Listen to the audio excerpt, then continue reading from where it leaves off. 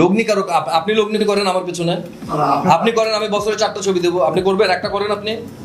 আমি তো জানি না না আপনি আপনি করেন, আপনি কি জানেন না জানেন ভাই সেটা আপনার ব্যক্তিগত বিষয়, আমি কি জানি না জানি সেটা আমার ব্যক্তিগত বিষয়। কিন্তু পেছনে তো একটা হিরো, একটা ইন্ডাস্ট্রিতে কিংবা একটা পরিচালকের পেছনে তো লগ্নিকারক থাকবে। একটা লগ্নিকারক থাকলে দেখবেন যে 6 মাস কেন 1 বছরেও একটা ভালো গল্পের পেছনে সময় দেওয়া যায়, 1 বছর একটা ভালো গল্প নিয়ে কাজ করা যায়। যে কারণে ধরেন বাইরের ছবিগুলো এত সুন্দর হয়, কারণ আমাদের মতন তারা 40-50 দিন আমাদের মানে শুটিং করে না, তাদের শুটিং টাইমটা অনেক বেশি থাকে। এই দিক থেকে আবার আমাদের ডিরেক্টর, আমাদের আর্টিস্টরা কিন্তু অনেক ট্যালেন্ট, কারণ আমরা 30-40 দিনে একটা ছবি শেষ করে ফেলতেছি, যে ছবিগুলো কিন্তু হিটও হচ্ছে। এমন না যে আমাদের 10 বছর ধরে কোনো হিট ছবি নাই, আমাদের কিন্তু প্রত্যেক বছরই কিছু না কিছু হিট ছবি যায়। থিয়েটারে একটা কথা ছিল যে 1200 জন 1000 জন হচ্ছে থিয়েটার কর্মী হয়, কিন্তু এর মধ্যে কিন্তু অ্যাক্টর কিন্তু একজনই বের হয়। তো এখন সব ছবি যদি ব্যবসা করে তাহলে তো হবে না, সব ছবি ব্যবসা করবে না, কোনো ছবি হিট করবে, কোনো ছবি ফ্লপ হবে, কোনো ছবি অ্যাভারেজ ব্যবসা করবে, এটাই তো নিয়ম।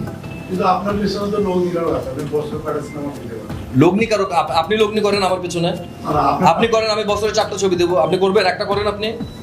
আমি তো জানি না আপনি করেন, আপনি কি জানেন না জানেন ভাই সেটা আপনার ব্যক্তিগত বিষয়, আমি কি জানি না জানি সেটা আমার ব্যক্তিগত বিষয়। কিন্তু পেছনে তো একটা হিরো, একটা ইন্ডাস্ট্রিতে কিংবা একটা পরিচালকের পেছনে তো লগ্নিকারক থাকবে, এটা তো স্বাভাবিক।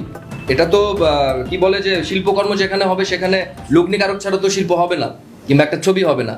তো আমার পেছনে তো লগ্নিকারক তো থাকবে, এটাই স্বাভাবিক।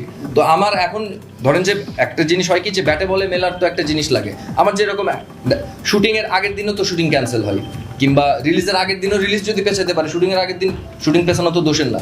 তো এখন লগ্নিকারক তো আসলে ঠিকঠাক লগ্নিকারক হইতে হবে। ভাই আপনাদের যারা ছিল নতুন সাকিব ভাইয়ের পরে যারা আছে, জি, তারা হয় কি একটা সিনেমা হিট হওয়ার পরে 10 লক্ষ টাকা চেয়ে বসে, সেক্ষেত্রে একজন প্রযোজকের আসলে 10 লক্ষ টাকা দিয়ে তো কাজ করা সম্ভব।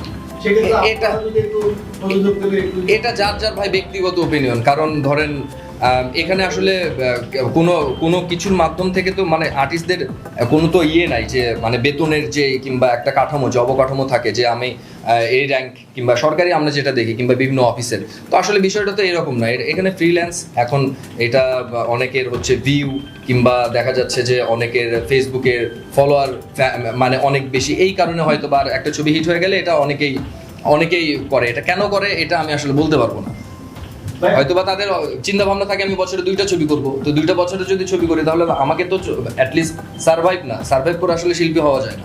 হ্যাঁ, অ্যাটলিস্ট আমাকে তো আমার মতো করে চলতে হবে, হয়তো এই কারণে হতে পারে। না, আমার সাথে তুলনা করে তো লাভ নাই, কারণ আমি 4টা ছবি এখন পর্যন্ত করছি। আমার সময় কে 4টা ছবির লগ্নি করছে আপনি বলেন? আমার সাথে তুলনা দিয়ে লাভই নাই ভাই। এটা আমি শিল্প করতে আসছি এখানে, আমার এটা প্যাশন, আমার এটা কাজ, আমার এটা সবকিছু। কিন্তু এর বাদেও কিন্তু যেহেতু আমি মানে ছোট ছোট আমার কিছু ব্যবসা আছে, তো সেই জায়গা থেকে আমার ধরেন যে এটার প্রতি মায়াটা কিংবা এটার প্রতি ভালো লাগাটা সবার চেয়ে একটু আলাদা, এটা স্বাভাবিক না? আচ্ছা, এখন ইব্রাহিম দিদির লাস্ট একটা কোশ্চেন, সেটা হলো এই সিনেমায় আপনার চরিত্র সম্পর্কে যদি একটু বলতেন। কিছুই বলবো